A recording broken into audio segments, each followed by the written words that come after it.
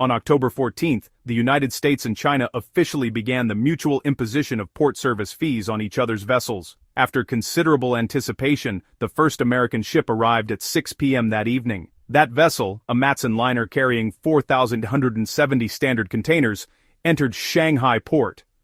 Headquartered in Hawaii and specializing in U.S.-China routes, Matson Navigation Company is a bona fide American enterprise. Consider how rare it was for Xi Jinping to receive a purely American vessel on the very first day the fee took effect, October 14th.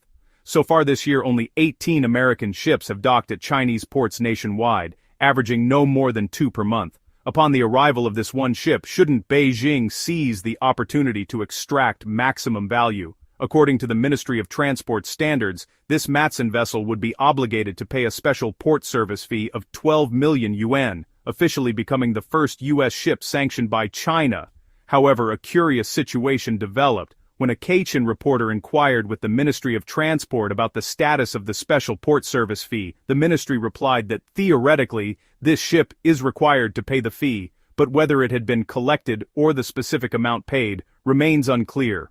Why the sudden lack of enthusiasm from the Chinese Ministry of Transport regarding the collection of this money from an American entity? There is certainly a reason. Let us dissect this incident and examine just how ridiculously flawed the anti-American policy established by Xi Jinping's administration truly is. Under the fee collection measures issued by the Chinese Ministry of Transport, 5 categories of vessels must pay a special port service fee when calling at Chinese ports. 1. Vessels whose ownership is held by American enterprises, other organizations, or individuals. 2. Vessels operated by American enterprises, other organizations, or individuals. 3. Vessels owned or operated by entities where American enterprises, other organizations, or individuals directly or indirectly hold 25% or more equity. 4. Vessels flying the U.S. flag. 5. Vessels built in the U.S. Notably, if a vessel in the first 4 categories was built in China, it can be exempt. Initially, this regulation appears straightforward. However, the critical flaw lies in the 3rd category. The definition of 25% equity ownership is fundamentally ambiguous. Vessels that are purely U.S.-owned, built, or operated are now exceedingly rare, constituting less than 1% of the global fleet combined. According to Clarkson Research Services, only about 430 vessels flying the U.S. flag or built in the U.S. are involved in international transport, and as noted, only 18 have called on Chinese ports since the beginning of 2025. But if equity ownership is factored in, the landscape changes. Approximately 300 American ship owners and operators control about 1,703 international sailing vessels. This includes the 430 purely U.S.-built or flagged ships, as well as global cruise giants like Carnival and Disney Cruise Lines. The ambiguity of the Ministry of Transport's 25% equity definition creates significant problems. Consider a hypothetical example: a European shipping company listed on a U.S. exchange. If American financial institutions and individual shareholders collectively hold more than 25% of its stock, does that qualify it as more than 25% U.S.-owned? If the answer is yes, then virtually every global shipping giant listed in the United States, including those with close ties to China, like Greek shipowners and Brazilian miners, will be subjected to this fee. For instance, on October 13th, Star Bulk, the world's 2nd largest dry bulk operator, stated its fleet is Greek-operated, primarily crewed by Greek nationals, and uses no U.S.-flagged or U.S.-built ships, yet the company is listed on the U.S. NASDAQ. While no single U.S. shareholder holds more than 5% of the stock, the combined ownership by U.S. retail investors, private equity, and financial institutions exceeds 40%. Does China intend to collect the special port service fee from them? Similar companies include the tanker giant TORM, the world's 3 largest mining firms, BHP, Rio Tinto and Vale, and the Israeli container operator Zim Integrated Shipping Services. The Chinese Ministry of Transport has offered no clarification on whether these companies will be charged the special port service fee. If they choose to impose the fee, they will be sanctioning not just the U.S., but effectively opening fire on global commerce. If they choose not to, the ministry must withdraw and revise the fee collection method it just issued. It begs the question: did the relevant Chinese government departments even conduct a proper legal review before issuing this regulation? Or was this policy perhaps a sudden, last-minute decision by Xi Jinping, leaving no time for proper procedure? Another critical flaw is the Ministry of Transport's inability to definitively trace the U.S. capital behind these vessels. This is due to a standard industry practice. Each vessel is typically held by a separate offshore company. For example, a ship entering Shanghai today may fly a Greek flag, but its owners are not necessarily Greek entities. It could be registered under a shell company in the Cayman Islands. That small company might be held by a larger holding company, which in turn is owned by a fund. Only by meticulously piercing the corporate veil across multiple layers of ownership can one potentially discover a U.S. enterprise holding 25% or more equity in the vessel. Shipping is a high-risk business, with collisions and accidents often resulting in tens of millions of dollars in liability. If all ships were registered under the same corporate umbrella, a single incident could implicate and freeze the entire fleet. Thus, the industry standard is one ship, one company, limiting risk to that specific vessel. Given this complexity, involving offshore entities and trust funds across multiple jurisdictions, it is nearly impossible for the Chinese Ministry of Transport to accurately investigate the true ownership structure of every ship. The ministry can impose its will within China, but it cannot govern the global maritime industry. Therefore, shipping companies only need to employ minimal obfuscation to hide their ownership, rendering it impossible for the ministry to levy the fee. This is compounded by the fact that purely American ships are so rare, representing less than 1% of the world's tonnage.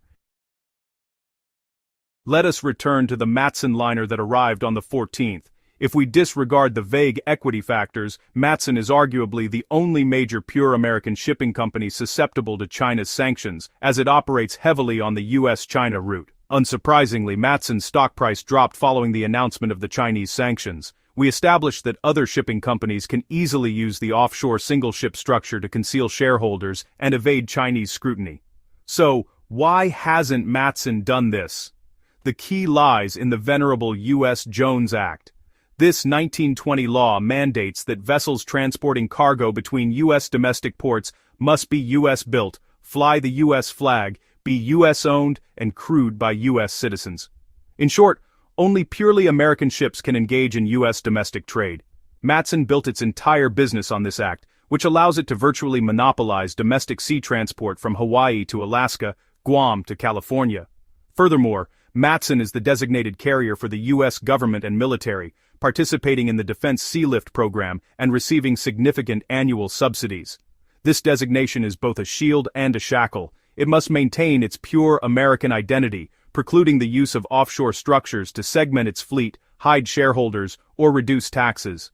While Matson's recent profit growth has been driven by the U.S.-China route, the company is not willing to compromise its foundation, the highly protected U.S. domestic business, for the sake of its Chinese operations.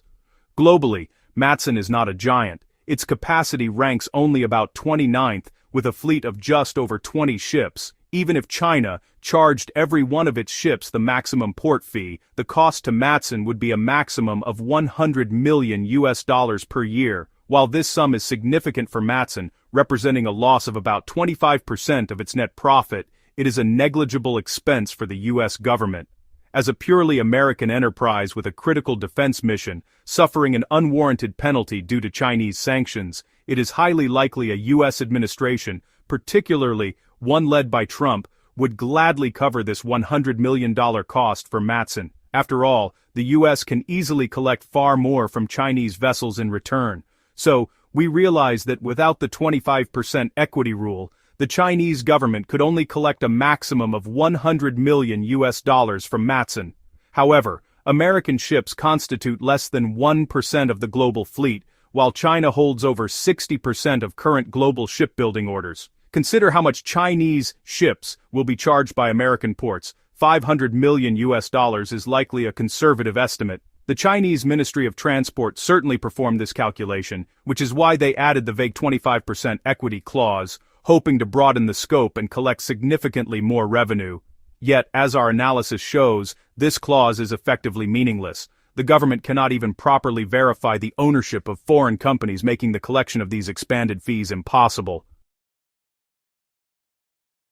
It is truly remarkable that Chinese government departments seem to instantly undermine their own competence whenever they pursue anti-US policies. In this case, the Ministry of Transport attempted to completely replicate the US's reciprocal countermeasures, even mirroring the fee structure, and increasing it slightly. The US starts at $50 per net ton, while China charges 400 RMB per net ton, signaling an intent to be superior. However, they fatally flawed the 25% equity rule in translation. The USTR's Section 301 investigation measures did include a clause targeting Chinese enterprises or individuals who directly or indirectly hold 25% or more equity or control. Crucially, the USTR explicitly stated that the US government only defines the rules. It is not responsible for checking the equity. The vessel operator is the party responsible for self-declaring and paying the fee based on whether their ship is controlled by Chinese capital. U.S. Customs then collects the fee, and the Maritime Administration only provides supplementary blacklists of marked Chinese companies. The U.S. established an initial list, and if port data matches a vessel on that list, the fee is collected without the need for manual shareholder investigation. In stark contrast, the Chinese Ministry of Transport failed to copy any of these crucial operational protocols. Now everyone is asking, Ministry of Transport, how exactly do you check this 25% equity? How is it defined? If my company is US listed, do American retail investors count? The Ministry of Transport is completely unprepared to address these questions. It is highly likely they never reviewed the original USTR document and relied solely on second-hand news reports from state media. This entire situation is truly amusing. Xi Jinping has once again provided ample material for criticism. He intended to enact reciprocal retaliation against the US, but failed to even read the original policy text. His plan to collect revenue from American companies to offset costs has only resulted in self-inflicted confusion. The Chinese government is now completely stumped on how to enforce the fee collection. This is precisely like a student copying homework without engaging their brain, accidentally copying the classmate's name, and getting caught by the teacher. Thanks for watching and joining us on this journey to unveil China's many layers. If you found this video insightful, please give it a thumbs up, share it with others, and hit that subscribe button to stay updated. See you in the next video.